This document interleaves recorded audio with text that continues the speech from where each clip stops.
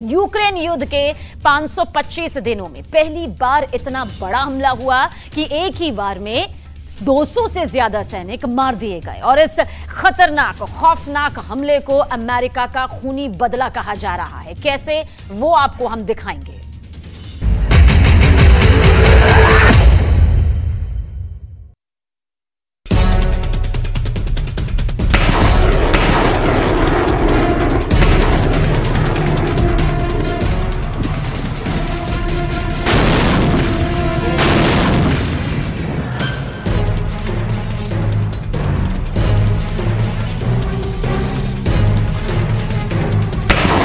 एक सेकंड के अंदर इतना बड़ा नरसंहार हुआ कि पुतिन भी हिल गए।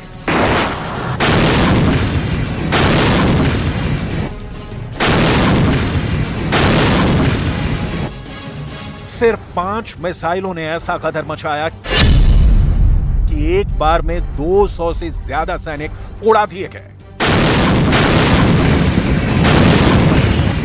सिर्फ एक भूल ने रूस की आर्मी की बहुत बड़ी किरकिरी करवा दी। पुतिन के सैनिकों की एक लापरवाही 200 से ज्यादा सैनिकों की जान की आफत बन गई।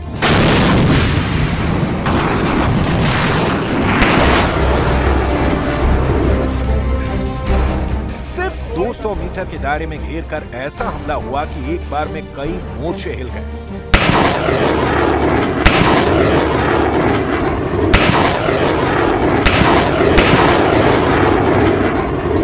आखिर क्या हुआ यूक्रेन की इस युद्ध भूमि में और कहां पर एक झटके में कैसे मार दिए गए 200 से ज्यादा रूसी सैनिक। इस हैरान कर देने वाली पूरी खूनी जंग का ब्यौरा हम आपको देने वाले हैं। जब कोई सैनिक जंग के मैदान में उतरता है तो उसकी जान कभी भी जा सकती है, लेकिन रूस के 200 से ज्यादा सैनिकों की जान ऐसे जाएगी कभी किसी ने सोचा नहीं था।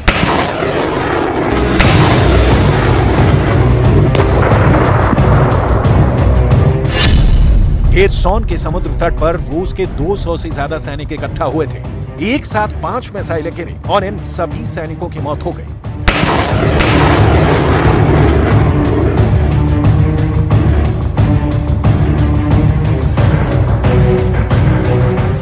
दरअसल इन सैनिकों ने एक बहुत बड़ी भूल की थी। सैनिकों को लगा कि वो अमेरिका के रॉकेट लॉन्चर हिमार्स की मारक रेंज से बाहर है, लेकिन उनका यह अनुमान बिल्कुल गलत साबित हुआ और ये 200 से ज्यादा लोग हिमार्स की रेंज में आ गए।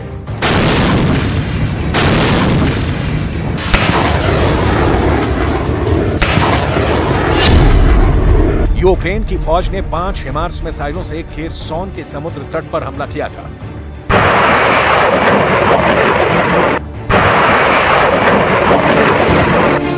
दरअसल खेरसोन के किनारे काला सागर के अंदर एक द्वीप है जिसका नाम है डेजारेल हाच। इसी द्वीप पर रूस के 200 से ज्यादा सैनिक इकट्ठा होकर युद्ध का अभ्यास कर रहे थे।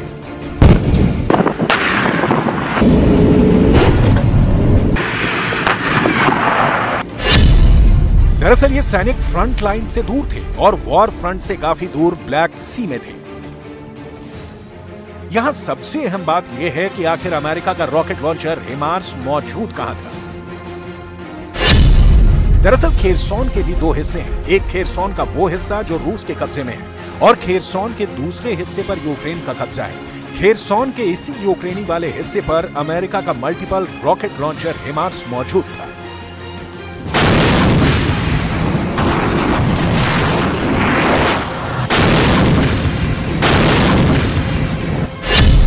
हिमार्स रॉकेट लॉन्चर की सिर्फ और सिर्फ 80 किलोमीटर तक मारक क्षमता है और ये सारे सैनिक सिर्फ और सिर्फ 60 से 70 किलोमीटर दूर मौजूद थे। इन सैनिकों ने हिमार्स की मारक क्षमता का ध्यान नहीं रखा और इसी वजह से हिमार्स ने इस पर एकदम सफल हमला कर दिया।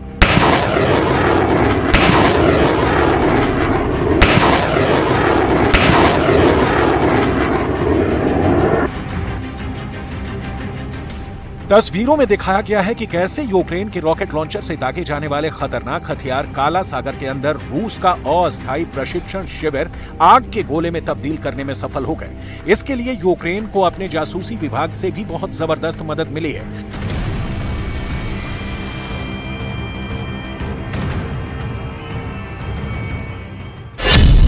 सबसे बड़ी बात यह है कि यूक्रेन इंटेलिजेंस में 30,000 से ज्यादा जासूस और एजेंट हैं। यूक्रेन इंटेलिजेंस में ब्रिटेन की खुफिया एजेंसी MI5 से 7 गुना ज्यादा कर्मचारी हैं। यूक्रेन के रक्षा मंत्रालय के इंटेलिजेंस के हेड काइरिलो बुडानोव भी पुतिन की फोर्स के लिए काल साबित हुए हैं। पुतिन की आर्मी के दर्जनों जनरल अब तक यूक्रेन की जंग में मारे जा चुके हैं और पुतिन के इन सैन्य अधिकारियों की हत्याएं सफलतापूर्वक इसलिए हो सकी क्योंकि इसमें यूक्रेन के इंटेलिजेंस की बहुत बड़ी भूमिका थी। यूक्रेन की सटीक इंटेलिजेंस के आधार पर ही रूस के जनरलों पर हमले किए गए थे, जो सफल हुए। सबसे बड़ी बात यह कि अमेरिका की तरफ से यह भी बात सामने आई है कि रूसी जनरलों को मारने पर अमेरिका की सुरक्षा एजेंसियों के द्वारा भी सटीक जानकारी मुहैया करवाई गई थी। यानी अगर देखा जाए तो यूक्रेन और अमेरिका की इंटेलिजेंस मिलकर काम कर रही है और पुतिन के लिए मुश्किल पैदा कर रही है, और इस बार भी ठीक ऐसा ही हुआ। यूक्रेन की खुफिया एजेंसी ने बहुत खतरनाक प्रहार करते हुए 200 रूसी सैनिकों की सटीक लोकेशन निकाल ली, जिसका खामियाजा आज पुतिन की आर्मी को भुगतना पड़ रहा है।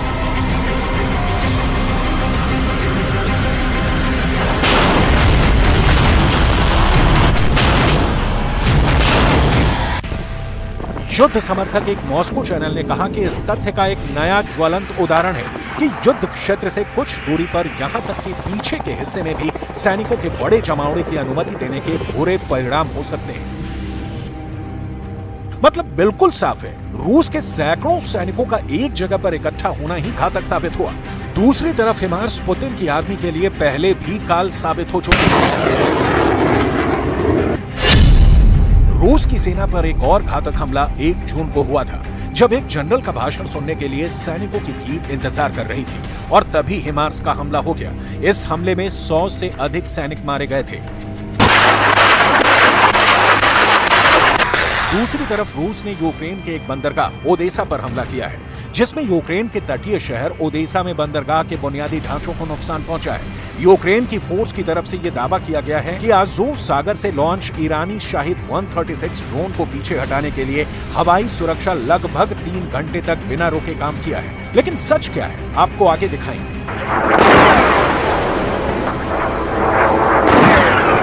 Чергового відділу прикордонної служби «Ізмаїл» поступив сигнал «Повітряна тривога». Наш прикордонний наряд одразу було переведено в режим вогневої групи по знищенню безпілотних літальних апаратів.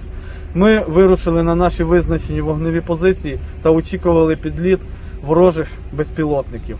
По явним звуковим та видимим ознакам було виявлено 2 ворожих цілі.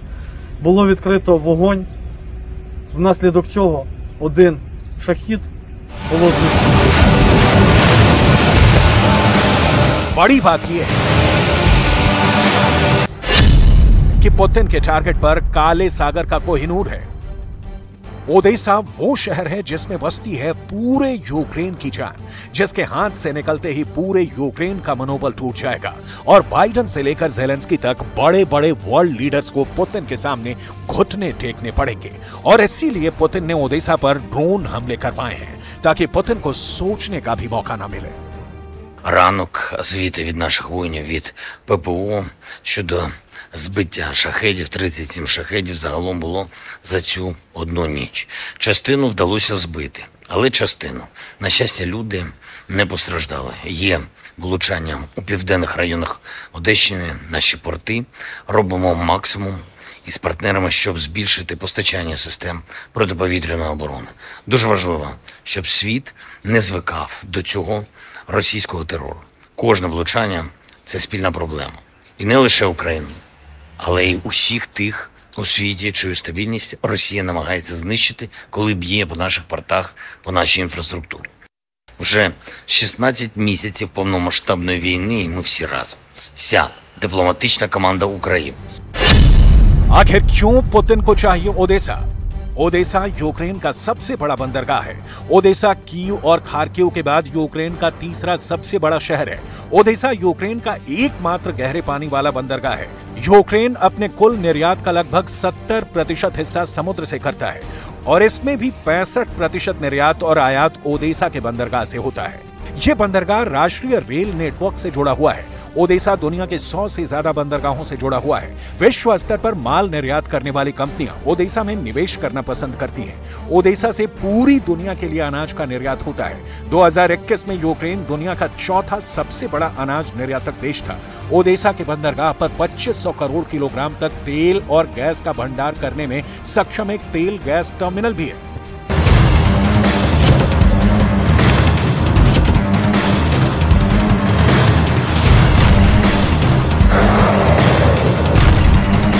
यही वजह है कि ज़ेलेंस्की खुद ओडेसा में कई दौरे कर चुके हैं और ओडेसा में मौजूद यूक्रेन की आर्मी और नौसेना को यह बात साफ बता चुके हैं कि किसी भी कीमत पर ओडेसा का बंदरगाह पुतिन के हाथ में नहीं जाना चाहिए। लेकिन पुतिन ने जिस तरह ओडेसा पर हमला किया है, ज़ेलेंस्की दहल चुके हैं।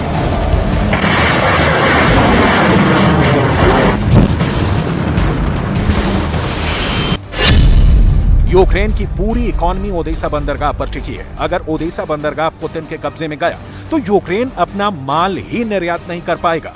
अनाज उत्पादन के बाद भी ज़ेलेंस्की अनाज नहीं बेच पाएंगे क्योंकि निर्यात का समुद्री रास्ता ही नहीं मिलेगा। यूक्रेन का दुनिया से संपर्क टूट जाएगा क्योंकि ओडेसा में रूस की नौसेना यूक्रेन को ब्लॉक कर देगी। पुतिन ये भी जानते हैं कि यूक्रेन ने ओडेसा के अंदर सुरक्षा जबरदस्त तरीके से चाक चौबंद कर रखी है और परिंदा भी ओडेसा में पर नहीं मार सकता है।